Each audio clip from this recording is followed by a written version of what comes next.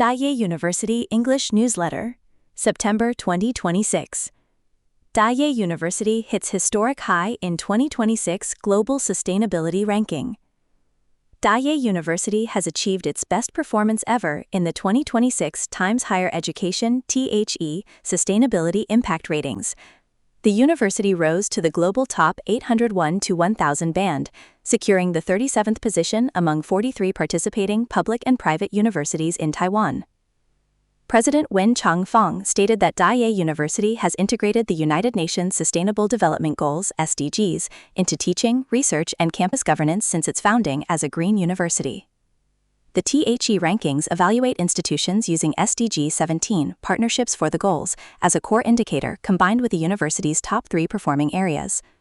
Yeh University received high recognition for its outstanding efforts in 3 specific categories: SDG 2 Zero Hunger, SDG 6 Clean Water and Sanitation, and SDG 12 Responsible Consumption and Production.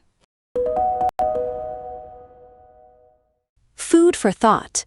When a university ranks high in global sustainability, how does that reputation affect its international students and future academic partnerships? Question for discussion. Based on the newsletter, Yeh University performed best in SDG 2, Zero Hunger, SDG 6, Clean Water, and SDG 12, Responsible Consumption. In your opinion, which of these 3 areas is the most important for a university campus to focus on, and what is one practical action students can take to support it?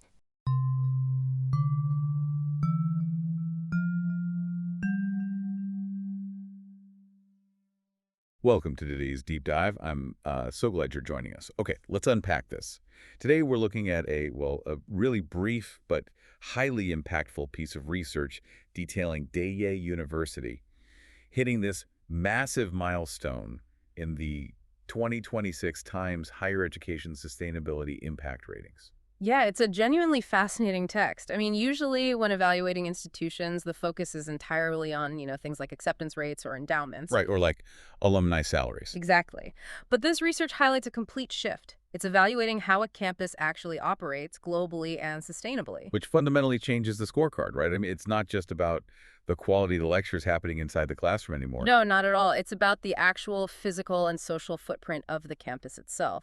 And to understand what Yeh achieved here, specifically landing in the global top 801 to 1,000 band and ranking 37th out of 43 participating universities in Taiwan, we have to look at their foundation. Yeah, President Wen Changfeng makes a point about this in the text, that this wasn't just some recent pivot, right? Right.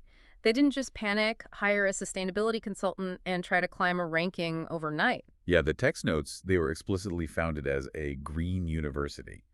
Like, they've had the UN's SDGs baked directly into their teaching, research, and campus governance from day one. I actually look at this a bit like a computer's operating system. Oh, I like that. Yeah, so sustainability isn't just an app they downloaded recently because going green is trendy. It's the core OS. It's hardwired right into their institutional DNA. That operating system analogy gets right to the heart of the research, honestly.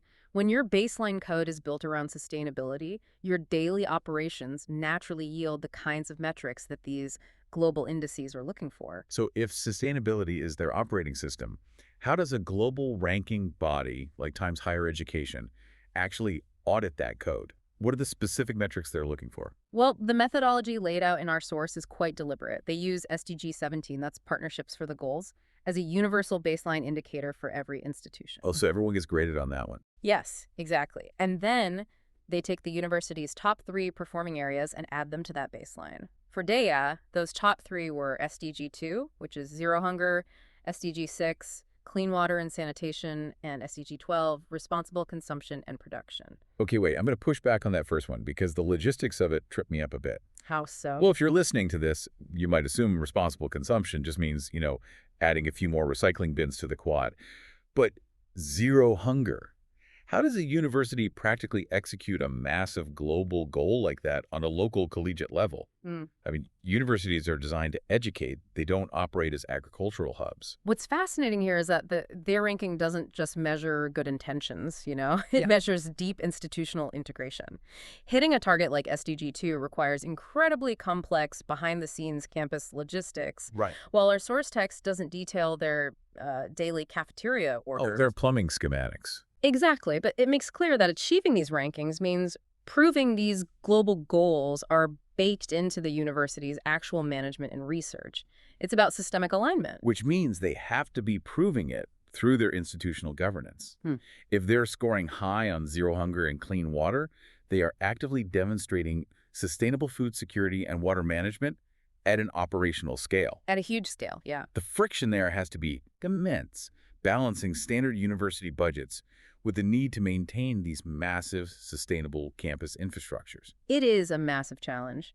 And that brings us right back to that baseline core indicator we talked about, SDG 17, partnerships. Oh, right. A university isn't expected to solve these issues in a vacuum. The ranking heavily weights how they partner with outside organizations to share research, pool resources, and scale these solutions globally. They're essentially acting as living laboratories. It really forces you to look at a college campus through a completely different lens. So for you listening, think about your own local community or a campus near you. Out of those three areas, food security, clean water, or responsible consumption, which one do you think is the absolute most critical for them to prioritize right now? It's an urgent question, especially as we see these rankings become a much more prominent metric in higher ed globally. And that leads to a final thought we want to leave you with today, pulled straight from the Food for Thought section of our text. It's a great point to end on. Yeah. If these sustainability ratings truly become the new gold standard in higher education, how will a high ranking fundamentally alter the type of international students a university recruits and the global academic partnerships they attract in the future?